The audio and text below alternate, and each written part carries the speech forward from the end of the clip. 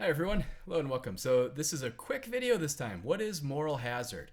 Moral hazard is a problem that occurs in the presence of asymmetric information, which is one of our causes of market failure. So moral hazard is a problem that happens after the transaction has taken place. It's basically opportunistic behavior, or you have some agent that has failed to take adequate precaution. Typically, if you think of like a principal agent model where you have a principal who's trying to hire an agent to do something on their behalf as proxy, the principal agent problem is plagued by moral hazard. Other ways to think about moral hazard, it's like where the person or firm fails to take adequate precaution, they behave opportunistically.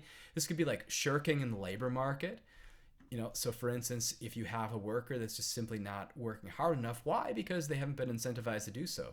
This would be like when I worked in an amusement park in high school and college. I would take tickets for riders to come on the rides, and I was not paid by the number of tickets that I tore. No, I was paid by the hour. And so I had an incentive to let riders have longer rides.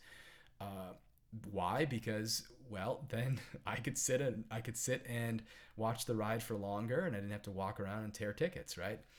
That's shirking. That's not really what the amusement park wants you to do. So, how could they fix that? Well, you could condition some of the payment on whichever is the output that you want workers to be making, because then they'd have an incentive to, like in my example, tear more tickets or admit more people onto the ride.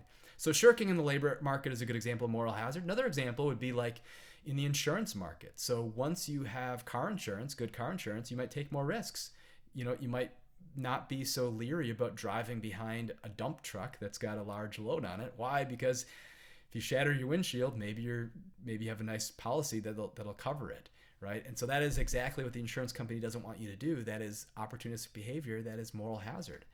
Another example, driving through snowy highways at high speeds because you have a big, otherwise safe SUV. That's an example of moral hazard. I will cook up the same example phrased differently from the standpoint of adverse selection in another video. What's the key? Moral hazard arises after the transaction. It's failure to take adequate precaution. So though there's many examples that could be cast as moral hazard or as adverse selection, which is a problem that happens before. It's bad selection. It's a problem that happens before the transaction.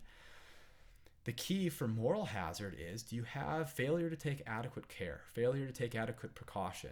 It's sort of like in the banking industry, this would be like the arguments against too big to fail. Why? Because if a bank or an entity knows that they're too big to fail, maybe they behave opportunistically outside of the interests of the larger system. So anyway, hope you enjoy. Watch the other video; it'll be interesting as well. So like, subscribe, all those things, and have a good day.